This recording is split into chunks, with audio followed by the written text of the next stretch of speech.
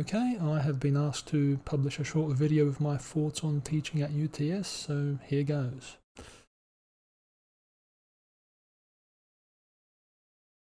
These are the questions I have been given, but I don't think that's the right place to start, so we'll come back to these a little bit later.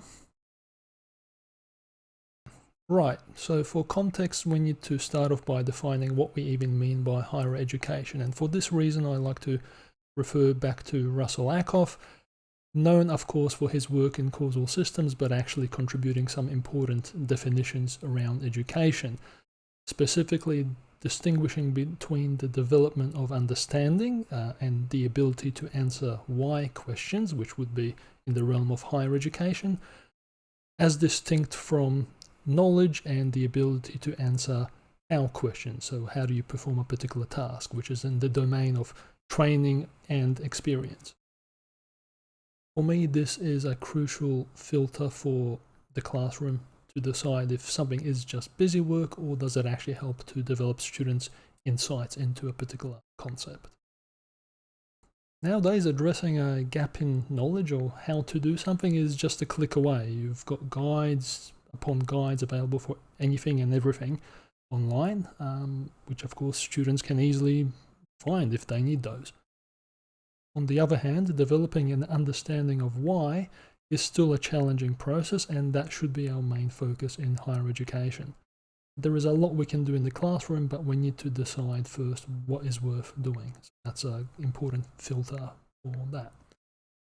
Now, for lack of a better phrase, temporal empathy is me thinking 10 years ahead. What is the student doing? What are they challenged by? Where the mere passage of time and experience hasn't equipped them for those challenges.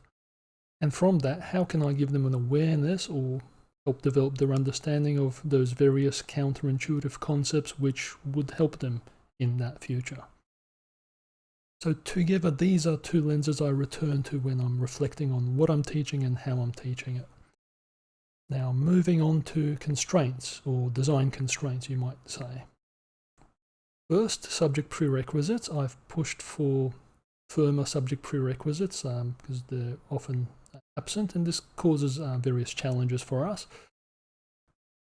For example, if I know that our students have completed a project management subject and a finance subject, then I only need to do basic revision of these topics before we focus on our subject.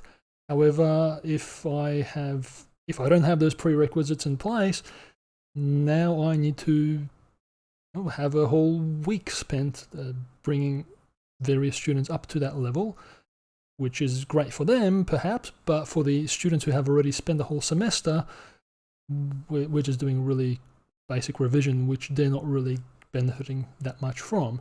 So it's a waste of their time. It's not a good way to run things. Also, I'm usually dealing with final year students or thereabouts, but what I find is many of them arrive without basic referencing skills. And in terms of deeper engagement with the sources, very rare in what the students write in their reports. Now, covering or revisiting a few topics is fine, that's to be expected, maybe.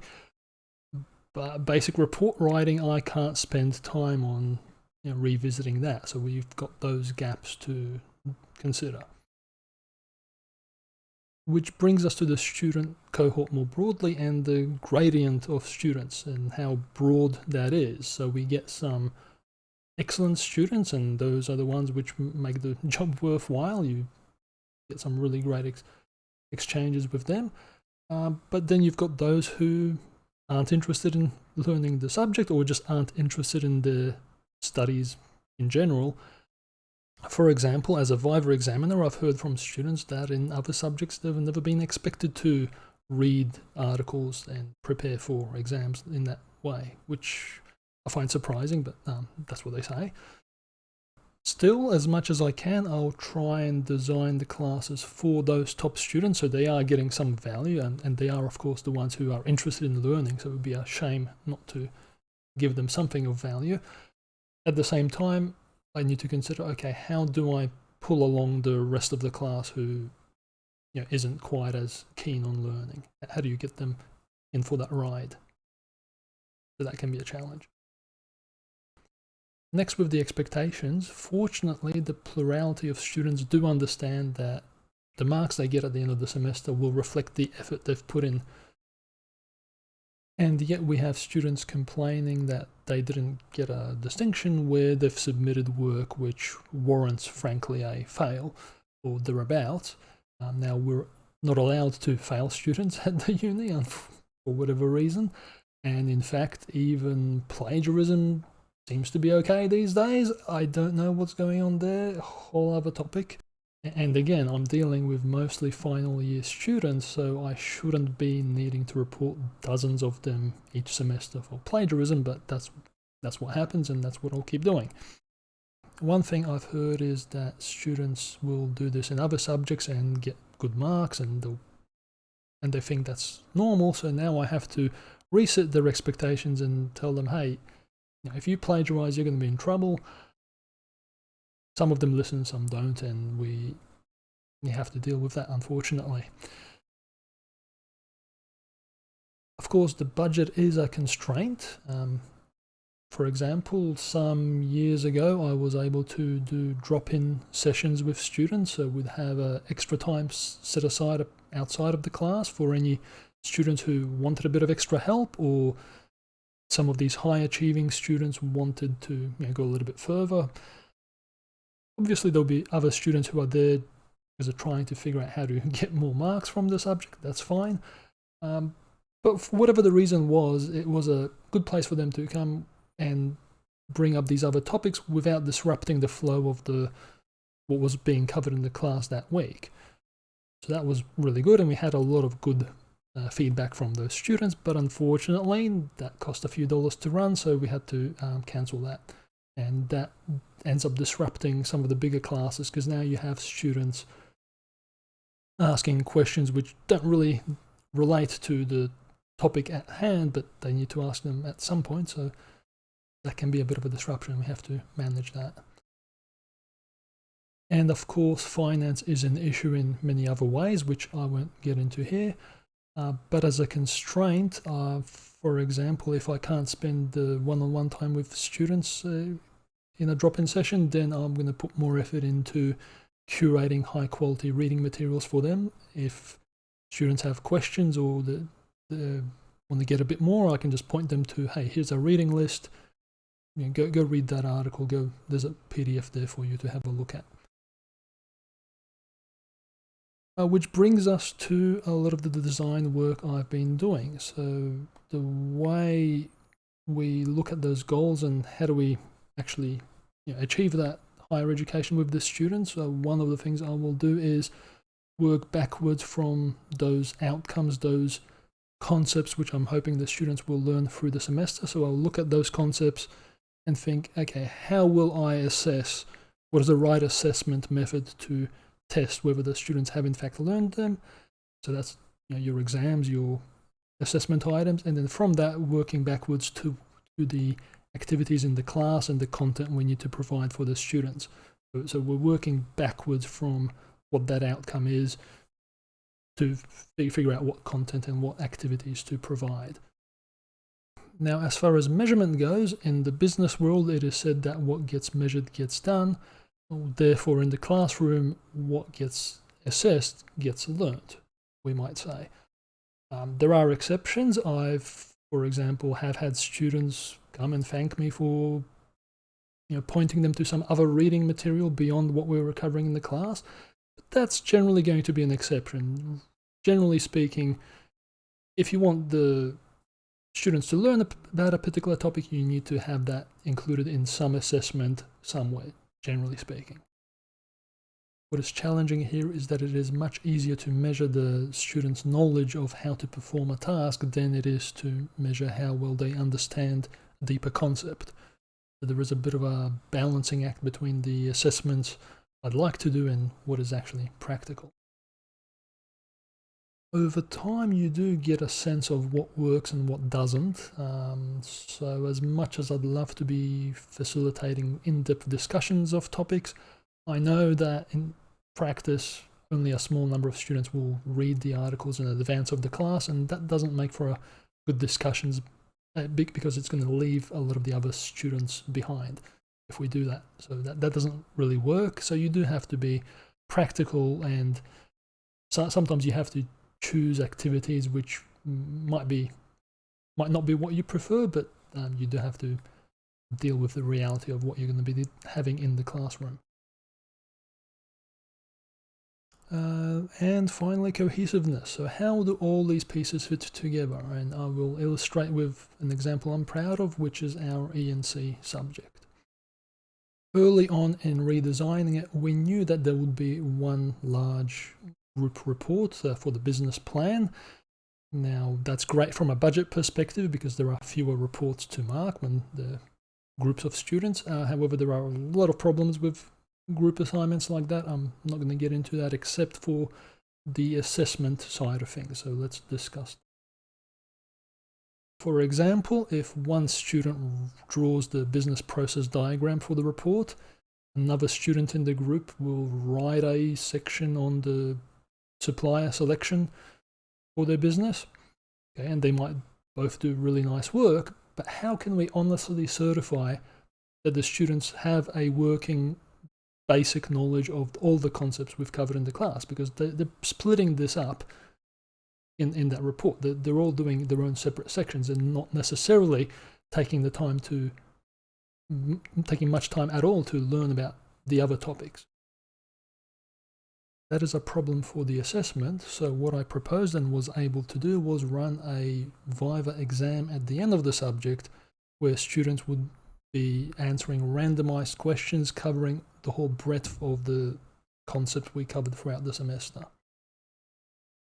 And so the way it worked is we would give the students those questions in advance. They would have time to prepare answers, which would be where they're learning about all those various topics we covered through the semester. And then on the exam day, they would have one of those questions randomly drawn, and that's the one they'll be answering.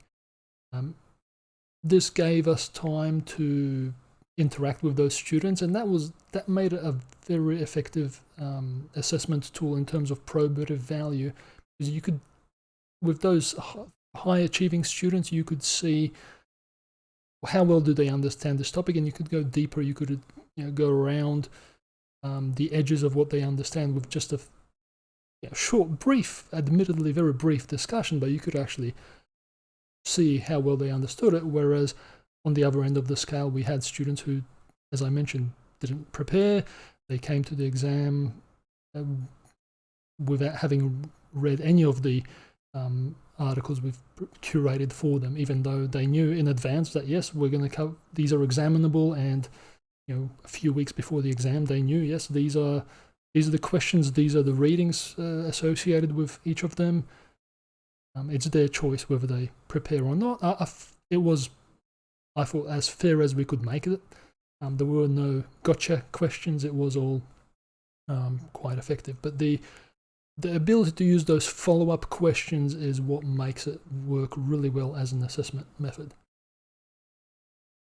Now, running this exam for hundreds of students was definitely an exhausting affair, but it made up for that gap in assessment from that group assignment. So it does make the subject more cohesive as a whole, and we can honestly certify that, yes, these students, they have some working knowledge of these topics that we've covered.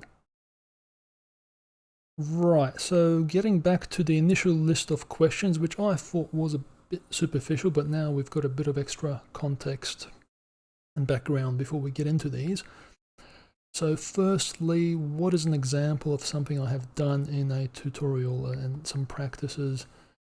This is from some years ago. I'm going to talk about interactive lectures, which we did for a subject some years ago. This is another one of those ideas I suggested and was accepted. So we ran this as an assessment and teaching activity for a number of semesters.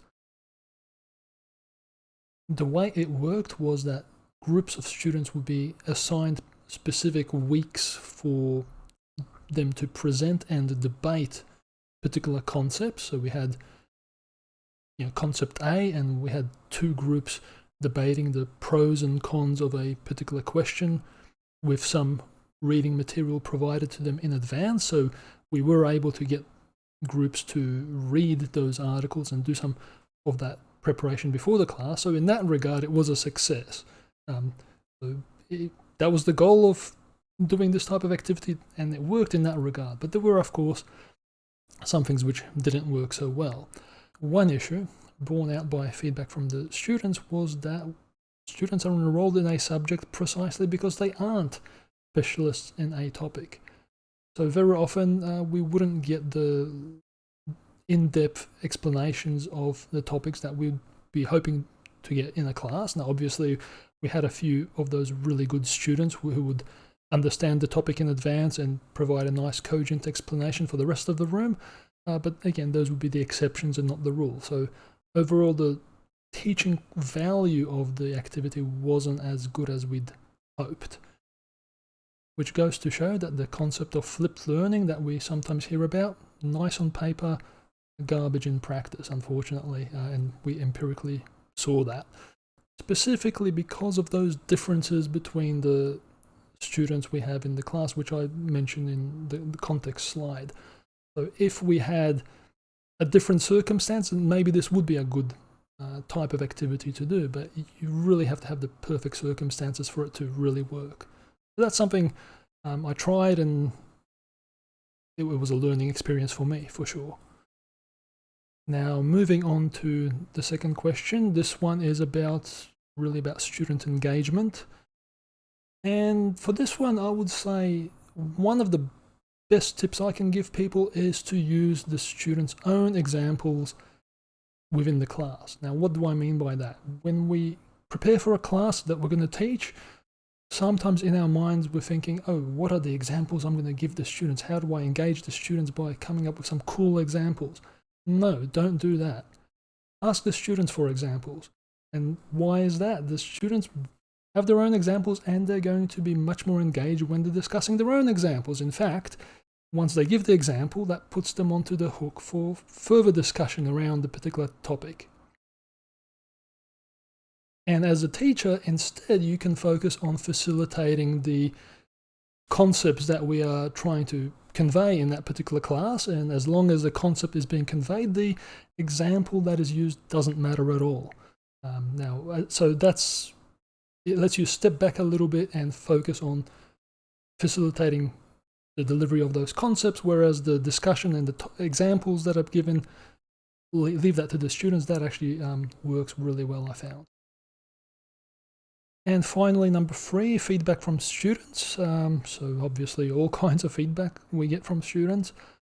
One example I'd like to discuss is in relation to working in really large rooms. And one time at the end of the semester, I had some feedback from a student who said, hey, you spent so much time discussing with that group on the other corner of the room and I felt left out, or something to that effect was the feedback, which I guess a bit unfortunate to only hear that right at the end of the semester, because I can't help you then.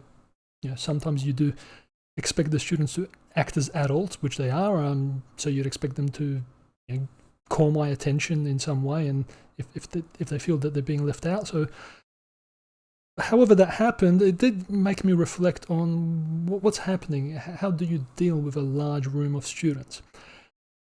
One issue can be that you end up using some of the more extroverted students as a crutch.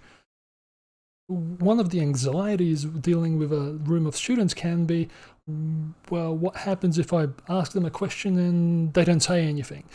So intuitively or subconsciously, you just gravitate to the student you know is going to interact with you. So those extroverted students, they become a magnet for you to avoid that anxiety, which is something I only later recognized. So what you end up doing is gravitating to those students and potentially neglecting others in the class. So, okay, that's not good. Got to do something a little bit different. Now, I've tried other things. I've tried going systematically, going group by group. That can be even worse, unfortunately, because what happens then is you're taking longer to go around the room, and group number 2 doesn't really care about what group number 7 has to say, especially if we have a really large classroom. So that can really switch off a room. So that's not a great solution either. So I've tried that. That didn't work. It really, I think, comes down to being flexible of what you do, and maybe just relying more on just volunteers and things like that to drive the discussion.